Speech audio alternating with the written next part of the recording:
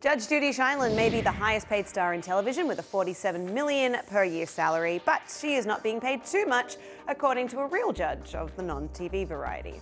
In a big win for CBS, Los Angeles Superior Court Judge Joanne O'Donnell has dismissed a claim that Sheindlin's compensation was purposely structured in order to deny the talent agency that originally packaged Judge Judy in the 1990s its fair share of profit participation from the hit syndicated show. Rebel Entertainment Partners filed its lawsuit in March 2016 against CBS and Big Ticket Television. The agency claimed that it was entitled to a 5% share of net profits, but accounting statements were showing the syndicated show running a deficit since February 2010. A big reason for that? Sheindlin's huge salary was being deducted as an expense.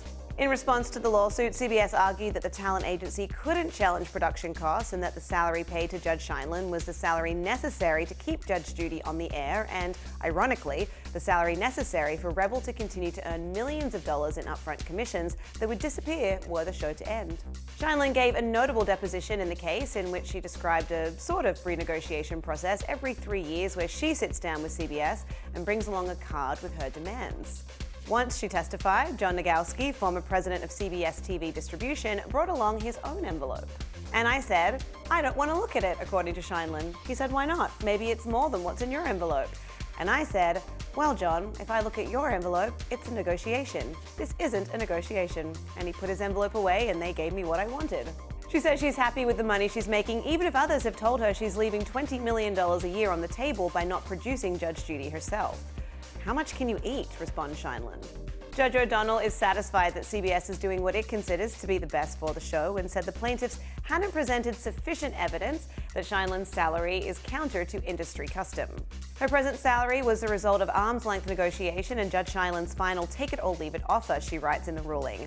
Plaintiff has presented no evidence that the salary was negotiated in bad faith or is unreasonable in light of the undisputed resounding success of Judge Judy and the fact that without its namesake star, the show could not continue. But all is not lost for Rebel Entertainment just yet. The plaintiff also complained that it was shut out of Hot Bench, which Rebel saw as a spin-off that demanded compensation for the talent agency under the original deal. CBS disputed this. While dismissing the big claim over profit participation from Judge Judy, O'Donnell isn't ready to dispense with the Hot Bench profit claim just yet. Writes O'Donnell, "The court cannot conclude as a matter of law that Hot Bench is not an episodic television series which is based upon or derived from Judge Judy." Rebel attorney Brian Friedman sent The Hollywood Reporter a statement Thursday in response to the decision.